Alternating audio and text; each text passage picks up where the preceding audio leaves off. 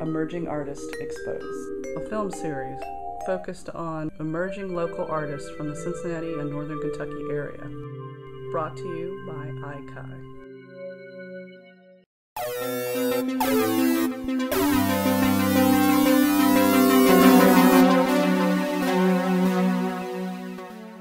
I'm in the middle of a bit of a breakthrough or sort of enlightenment about what art really means to me.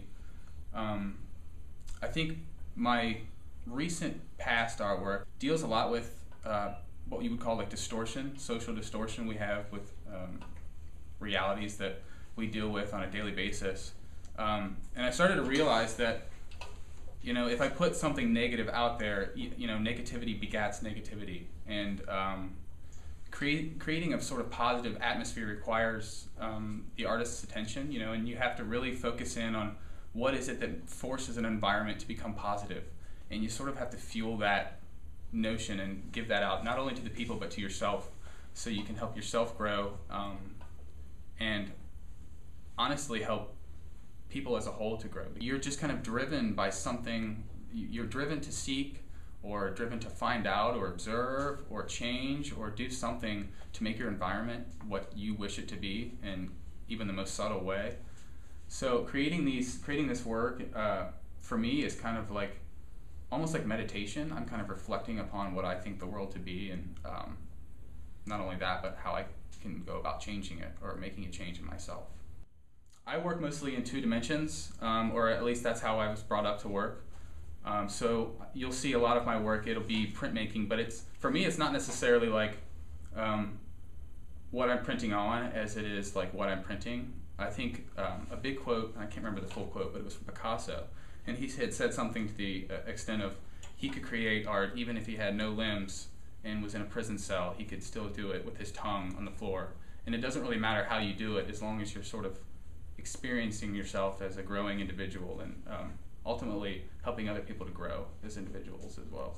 I think the role of the artist is to sort of relay truth, and it's always been that.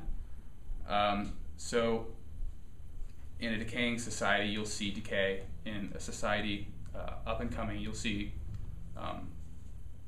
it'll lend itself to look more perfect or look more united rather than a little bit more dismayed. The biggest thing that I'm coming to learn is that people in general are all performance artists. So I'm starting to learn to expand what I would call my inspiration to sort of everything.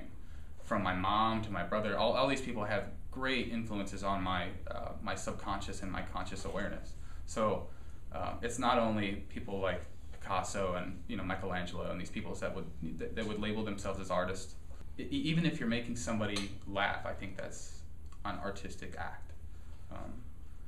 So I think a lot of the inspiration comes from really everything that I'm subjected to. Biggest thing that I learned, well, up until now, is that you can be a visual artist and all of that stuff, but I think the biggest thing would be that you don't have to paint pictures and put them on walls in galleries to be like an artist. Like, you can start with making people happy or start with making people sad. But I think what most people are after is making people happy and making themselves happy, and figuring out what that is. And once you realize that you don't have to be in the visual arts and you don't have to be in biology, or you don't have to sort of section yourself off, you can be kind of the complete human, sort of like the, I guess, the Leonardo da Vinci. So once you realize that every person has this capability, and it just depends on how you kind of use it and how you appropriate your time to do so, I think is like what makes all the difference.